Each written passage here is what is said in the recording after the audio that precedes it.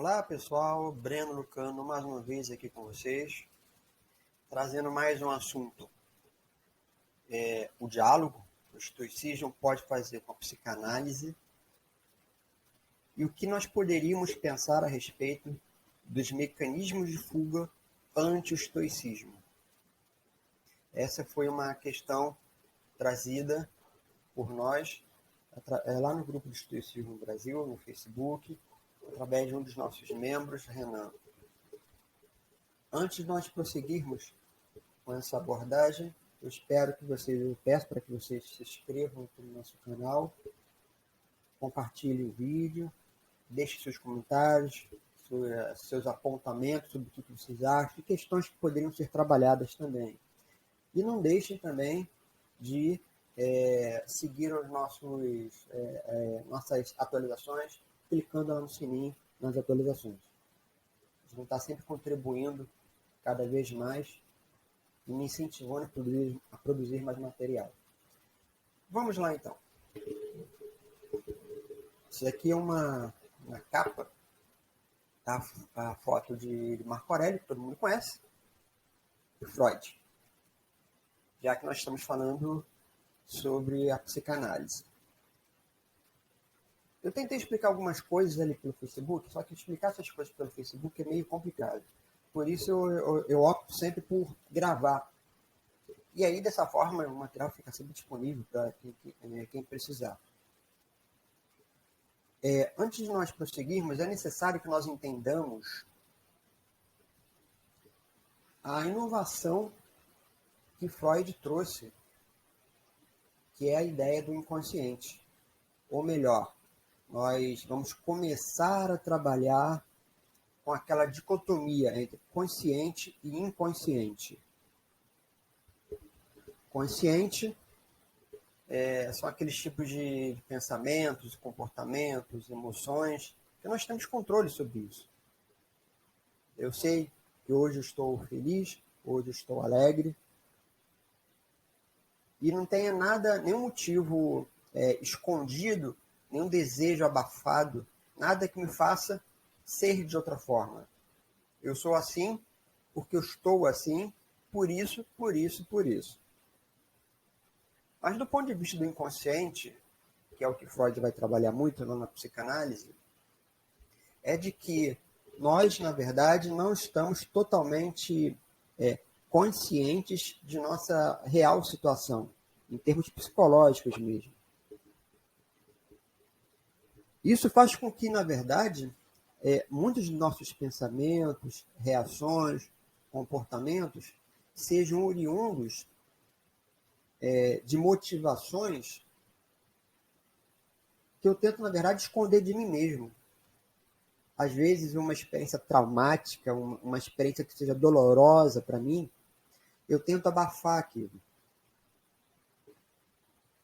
E mesmo tentando abafar, aquilo continua tentando emergir na forma de algum comportamento meu. Então, eu vou tentar dar alguns exemplos. Eu posso, por exemplo, ser extremamente comedido na alimentação. Que faz, por exemplo, com que eu desenvolva anorexia. Sabe, aquela magreza extrema, eu desenvolvo anorexia. Mas eu não como porque na verdade, conscientemente, eu vou falar, quando as pessoas perguntam, eu posso dizer que é para manter a forma, eu posso dizer que é para me manter saudável. São todas justificativas que estão no campo do racional.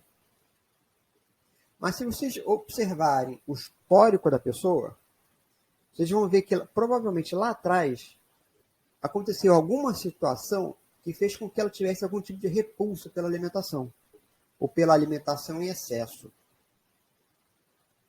Por exemplo, pode ser que ela, quando criança, tenha sido gordinha, e a mãe ou o pai tenham exigido que ela parasse de comer para poder emagrecer. E a criança, então, ela não para só de comer, ela desenvolve aquele tipo de pensamento, comportamento obsessivo, no sentido de parar de comer mesmo. E isso perdura durante toda a vida da pessoa. Pode ser também que essa pessoa anoréxica, ela tenha desenvolvido, por exemplo, diabetes. Se você não parar de comer doce, você vai morrer. E a pessoa, então, para de comer. Mas não para de comer doce só, ela para de comer qualquer coisa.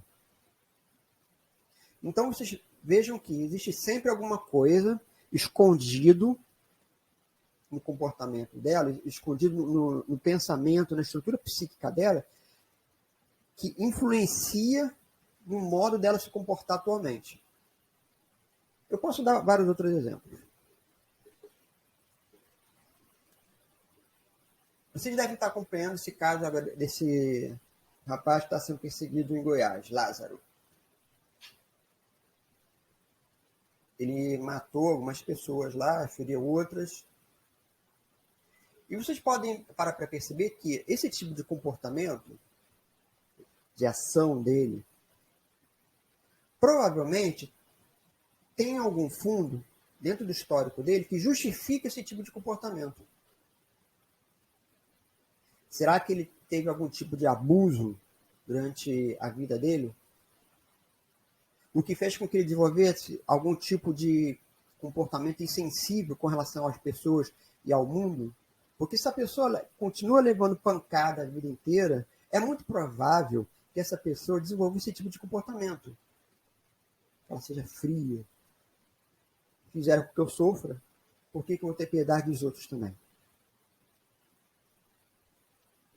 Pode ser que algum tipo de pessoa, passando por outro exemplo, algum tipo de pessoa que, por exemplo, tenha dificuldade no relacionamento interpessoal, tenha tido experiências ruins também nesse sentido.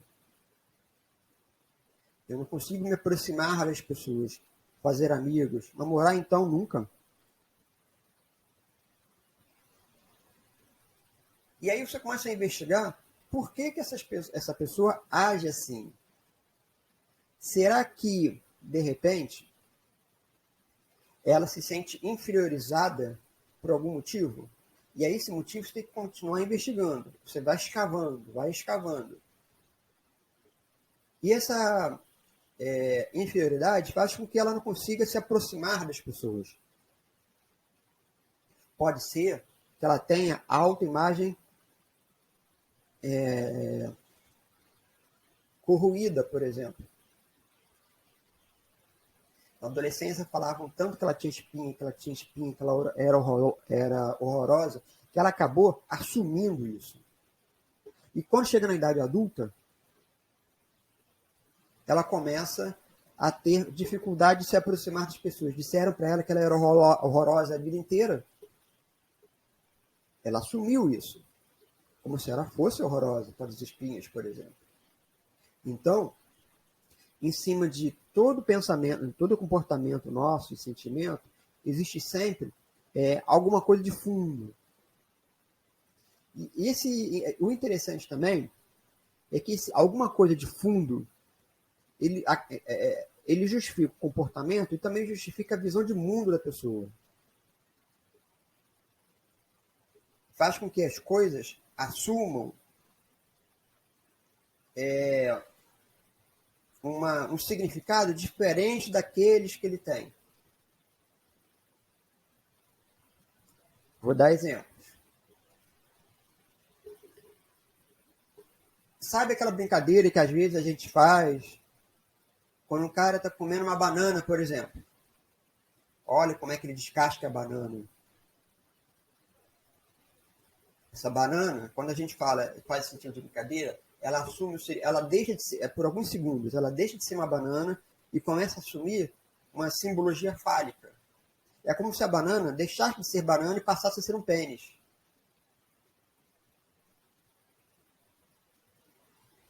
Posso dar outros exemplos. Eu me recuso a ser pai. Eu não quero ser pai. novamente escavando o histórico da pessoa. Será que a experiência de pai e filho que ela teve lá atrás foi uma experiência ruim? Será que o pai dela não deu a essa pessoa aquilo que ela queria? E por isso ela transferiu isso lá para o futuro, de modo que ela não quisesse ser pai também, porque ela queria reproduzir isso. A experiência que ela teve de paternidade foi deslocada, vocês percebam isso. Ser pai deixou de ser uma coisa fisiológica, quer dizer, ela deixou de ser uma questão de procriação para assumir um símbolo, uma estrutura simbólica de algo que seja ruim para ela. Ser pai, para ela, pode significar uma experiência ruim, pode significar, por exemplo, uma experiência de abandono. Ser mãe pode significar para ela uma experiência de abandono. Minha mãe me bateu a vida inteira. Não quero isso. Aí a pessoa começa a não querer ser mãe, começa a ter dificuldade nas relações que ela vê no mundo entre mãe e filha. Ela começa, por exemplo, a rejeitar a presença de crianças,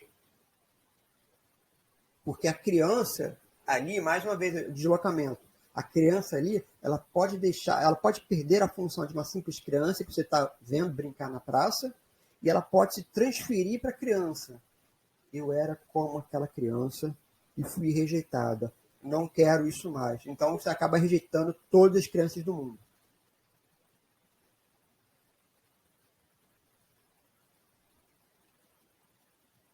Meu pai teve amigos que traíram ele. Isso fez com que ele fosse preso.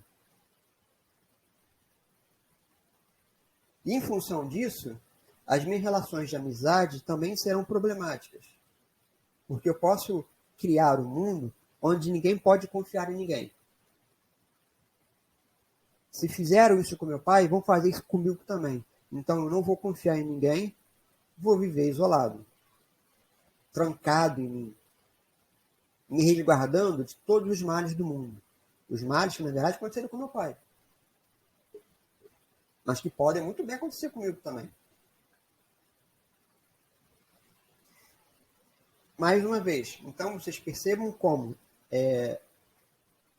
o mundo ele deixa de ser aquilo que ele é de fato para ser, na verdade, uma representação minha, como em Schopenhauer, mundo com vontade de representação.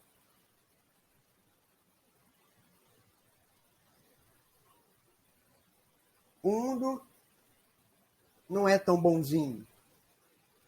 No mundo, as pessoas não devem confiar umas às outras. No mundo, vão me prejudicar a todo momento. No mundo, serei sempre abandonado e rejeitado, como eu fui lá na infância. E por isso eu vou me recolher. Porque disseram que eu sou feio, que eu era feio, que eu tinha muita espinha. Eu vou me recolher dentro do quarto para não falar com ninguém, porque qualquer pessoa pode me abandonar novamente. Eu não quero aquela sensação de abandono. Eu não quero sentir que eu sou rejeitado. Eu não quero sentir como se as pessoas fossem felizes entre si e eu fosse sempre o patinho feio colocado no canto da sala. Para evitar que esse tipo de coisa aconteça, o que eu faço? Eu me resguardo. Então, vocês vejam que para a psicanálise, que acaba introduzindo direta ou indiretamente essa noção de inconsciente, embora no meu ponto de vista essa noção de inconsciente já seja desde lá da antiguidade, né? Freud só deu o nome.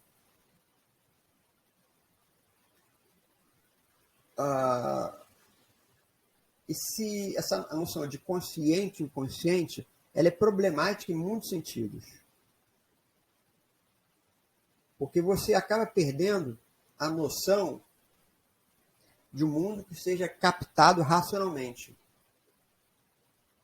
Porque o mundo ele deixa de ser uma captação racional, descritiva dele mesmo, para ser apenas uma formulação de experiências minhas. O mundo se torna uma representação, como em Schopenhauer. E representações existem várias. Então essa é a primeira dificuldade que existe entre o estoicismo e entre o diálogo, entre o estoicismo e a psicanálise. Porque no estoicismo nós temos uma necessidade muito intransigente da captação racional do mundo. O mundo é apreendido pelo logos, pela physis, pelo pneuma. Essa estrutura racional do mundo faz com que eu consiga descrevê-lo, faz com que eu consiga apontar exatamente como é que as coisas funcionam para que eu possa me portar nesse mundo da melhor forma possível. Para a psicanálise, não. O mundo não é racional. O mundo é moldado por desejos. O mundo é moldado por comportamentos ambivalentes, onde você quer e não quer ao mesmo tempo as coisas. Veja, o estoico dirá assim: eu me portarei dessa forma, porque racionalmente esta é a melhor forma. Para o homem pós-moderno, que é moldado pelo desejo ambivalente, ele pode dizer assim: essa é a melhor forma de agir, mas eu não quero agir dessa forma, eu quero agir daquela outra forma, porque aquela outra forma que vai me realizar. A realização, ela perdeu o sentido de ser um exercício racional, intelectivo, cognoscível, para ser uma realização onde você se torna eufórico, contente, feliz, alegre, por coisas que fogem ao domínio da cognição. Você seria feliz por ter um filho? Para algumas pessoas, ter um filho pode significar tudo para elas. Imagina que você foi criado, por exemplo, num ambiente onde a questão da procriação fosse alguma coisa muito importante. Algumas culturas, por exemplo, orientais, e mesmo aqui no Ocidente, algumas culturas cristãs, que tem essa questão da procriação, de ter filhos, como sendo algo muito importante. Você pode começar a achar que você só será feliz e realizado se você tiver filhos. Afinal de contas, filhos são uma bênção de Deus. O estoico dirá que ser filho está no campo diferente. Tanto faz. Olha a diferença. Por que você não ficaria feliz se ter filhos é uma bênção de Deus? Você está colocando uma criatura no mundo onde você a educará para ser uma boa pessoa, realizada, que trabalhará para a comunidade, fará as pessoas felizes. Para o estoico, está no campo bem diferente. Tanto faz ter ou não ter filhos. A questão é a antropologia que é mudada. Lá na antiguidade, a antropologia ela era altamente racionalizável. E agora, na atualidade, não. No campo da psicanálise, por exemplo, não.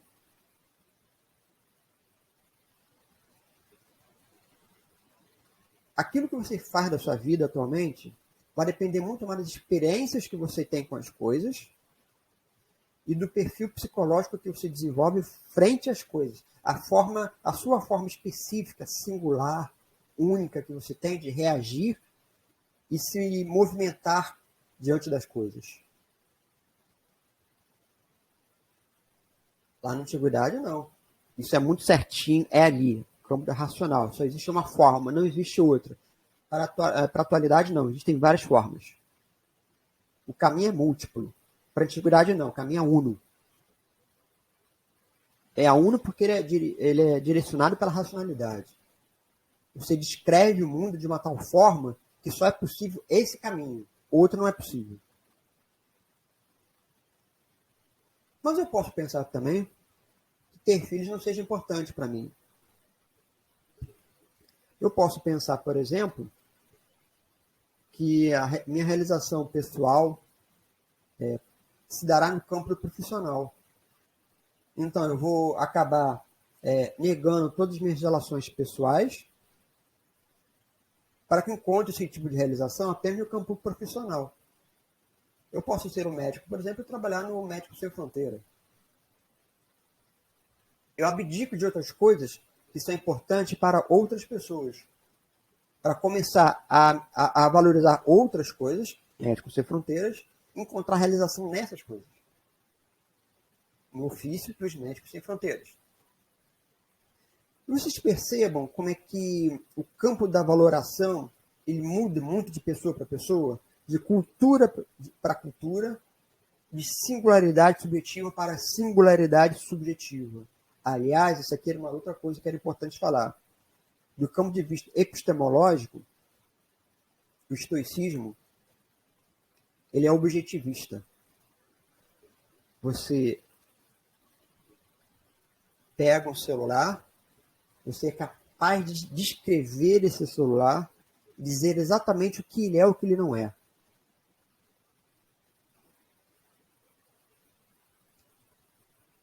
Para a antropologia atual, isso não é exatamente dessa forma, porque ela tem uma epistemologia mais subjetivista.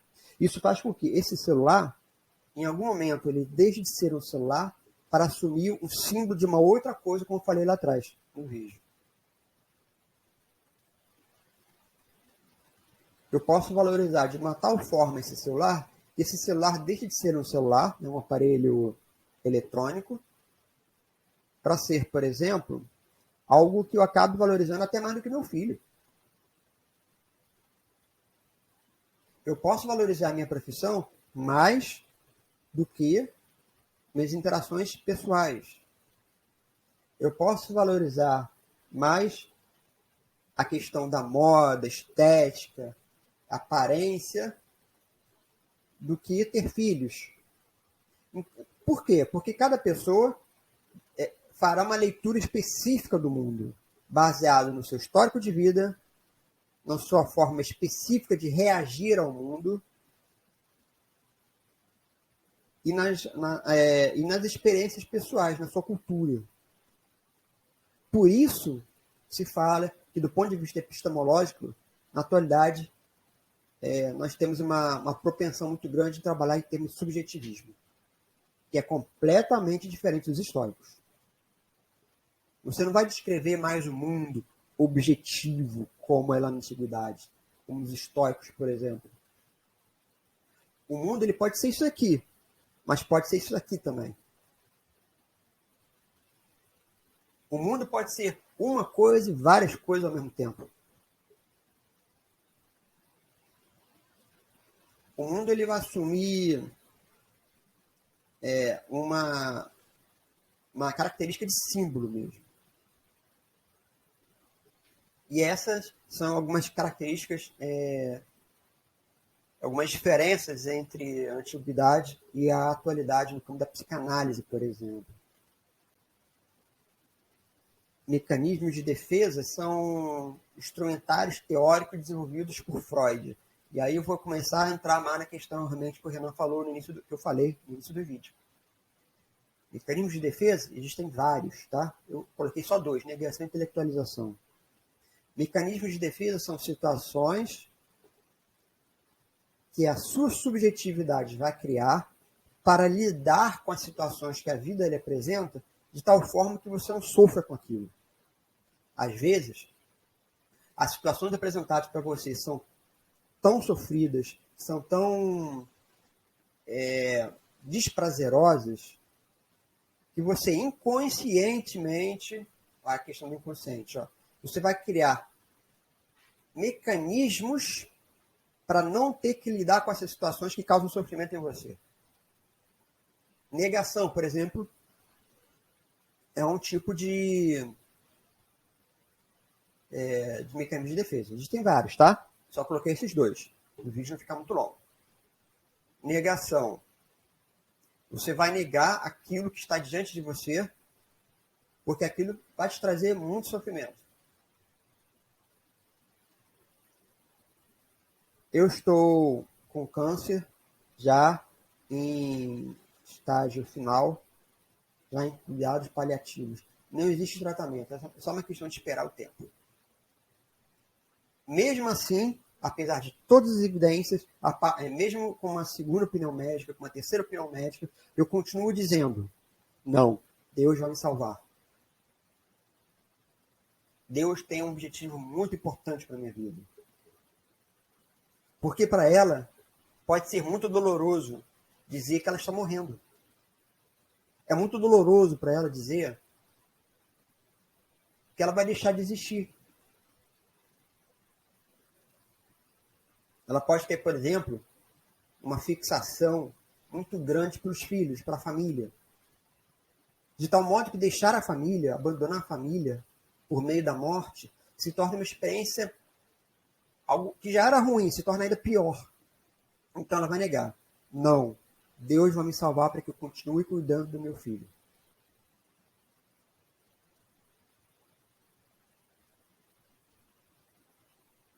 A minha empresa está falindo. As pessoas estão sendo demitidas. E apesar de toda perspectiva, apesar de toda projeção do futuro, sabendo que a sua empresa vai fechar, você diz assim, eu vou continuar trabalhando. Eu sou um bom profissional e serei reconhecido. Racionalmente, você sabe que não, a empresa vai fechar, está de mal a pior, mas você diz que não, você não vai, porque ser demitido pode ser uma experiência muito ruim para você. De repente, você já foi demitido antes, passou muito perrengue e você não quer isso de novo. Então, você nega isso. Negação, então, é um mecanismo através do qual você vira as costas para aquilo que você está vendo e passa a não admitir aquela possibilidade para evitar sofrimento. Outro mecanismo de defesa é intelectualização. Pode ser que algumas experiências que você passe sejam muito dolorosas. Então, para que você não tenha um embate emocional com aquilo, você vai começar a intelectualizar aquilo. Pode ser que, de repente, eu não consiga eu não consigo uma namorada, por exemplo. Porque eu posso ter vários problemas. Eu posso ter problema com autoestima, por exemplo. Isso faz com que eu não consiga me aproximar e manter relações. Estabelecer laços. Então, mas eu consigo, por exemplo, estabelecer conexões intelectuais. Eu posso dizer que as relações subjetivas são importantes por isso, por isso, por isso. Do ponto de vista da antropologia pode acontecer isso. Do ponto de vista sociológico, as relações amorosas, não sei o que lá. Tudo isso para que, no final das contas, eu mesmo não consiga me aproximar. Então, eu intelectualizo o problema para não ter que enfrentar de frente a situação. Eu dou explicações racionais sobre a coisa para que eu mesmo não sofra tendo que enfrentar essa situação. Do ponto de vista estoico, isso também não é muito interessante, porque já que o estoicismo trabalha com a epistemologia cognoscível, né, objetivista, a antropologia estoica é uma antropologia cognoscível, todo o seu comportamento será em face de algo que você consegue compreender racionalmente e descrever, para que logo em seguida você possa agir no mundo, que eles vão chamar em grego de katekonta. As ações convenientes de acordo com a razão, com logos. Então você não tem por que negar ou intelectualizar. Você vai enfrentar de frente a situação. Porque os mecanismos de defesa para a psicanálise são mecanismos inconscientes, quer dizer, você assume essas reflexões inconscientemente para não ter que encarar a situação de frente. Eu estou morrendo. Não, Deus vai me salvar. Só que não faça isso conscientemente, sim consciente. Porque lá no fundo, eu não aceito o fato de estar morrendo e deixar meu filho. Eu posso, por exemplo, estabelecer narrativas sociológicas a respeito das relações amorosas, para que, na verdade, eu não tenha que encarar de frente a situação de que eu próprio não consigo manter relações amorosas. Mas o estoico não vai fazer dessa forma, ele não vai trabalhar com essas categorias. O estoico ele não tem que se defender de situações que vão causar sofrimento. Até porque toda perspectiva estoica é no sentido de não produzir sofrimento. Só que se não produzir sofrimento, ele não vai por mecanismos inconscientes de defesa. Ele vai muito mais por uma questão de adequação aos acontecimentos. Aceitação. Eu estou morrendo. Em vez de dizer, não, Deus vai me salvar, eu posso dizer, sim, eu estou morrendo. Em vez de sofrer com essa perspectiva, dizer que de repente só tem mais 2 semanas de vida, 3 semanas de vida, em vez de sofrer, produzir ansiedade, tristeza, depressão, eu posso simplesmente aceitar o fato de que eu esteja morrendo e aproveitar os dias que eu tenho.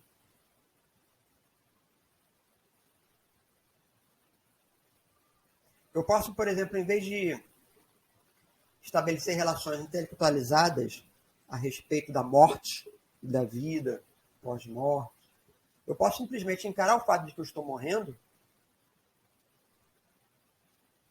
e aproveitar o meu tempo, o tempo presente. Para os estoicos não existe o tempo, né? O tempo está no campo do incorpóreo. O tempo, passado e futuro não existe, a única coisa que existe é o presente. Então você vai trabalhar em face do presente. Então você vai parar de intelectualizar, você vai parar de negar, vai parar de utilizar mecanismos de defesa para te defender de sofrimento, para encarar aquilo de frente, para não sofrer. O estoico acha que você, na verdade, como essas questões todas estão no campo indiferente, então você não sofre. Não sofre porque é indiferente, isso não tem que ser valorizado. Você vai sofrer se você valorizar a vida. E aí, claro, se você valoriza a vida, na medida que você entende que você está morrendo, você vai sofrer. Agora, se você não valoriza a vida, na medida que você perde a vida, você não gera sofrimento, entendeu? É uma outra perspectiva. Talvez a questão, para a atualidade, seja uma questão de você valorizar aquilo que não deva ser valorizado. Por mais que nós trabalhemos com a perspectiva da multiplicidade simbólica da descrição plural do mundo, isso tem um lado positivo, mas também tem um lado negativo, né? O mundo se torna mais colorido quando a gente tem várias visões. Mas ao mesmo tempo se torna frio. Frio porque é extremamente racionalizado. O homem, ele não, por mais que os históricos digam que você age de acordo com o logos, mas o logos é uma estrutura racional, é uma estrutura que talvez esteja fora do campo de ação do homem. Você vai perder um filho, você vai chorar. Provavelmente, Marco Aurélio perdeu quase todos os filhos. Ele deve ter sentido todos eles. A perda de cada um deles. Então, eu acho que é necessário que nós pensemos o estoicismo para além dos arquétipos. Do sábio estoico como sendo aquele cara absolutamente impassível. E talvez nós possamos pensar o estoicismo a partir dessa multiplicidade simbólica descritiva de mundo. Afinal de contas, 500 anos de estoicismo, o estoicismo se mudou muito no decorrer desses séculos e diante de cada um dos autores, conhecidos e desconhecidos. Pessoal, eu fico por aqui. Espero profundamente que vocês tenham gostado da abordagem. E compartilhe esse vídeo, deem suas opiniões, o que vocês acharam do vídeo. E ative as notificações. Eu aguardo vocês, a gente se encontra então por aí. Até a próxima.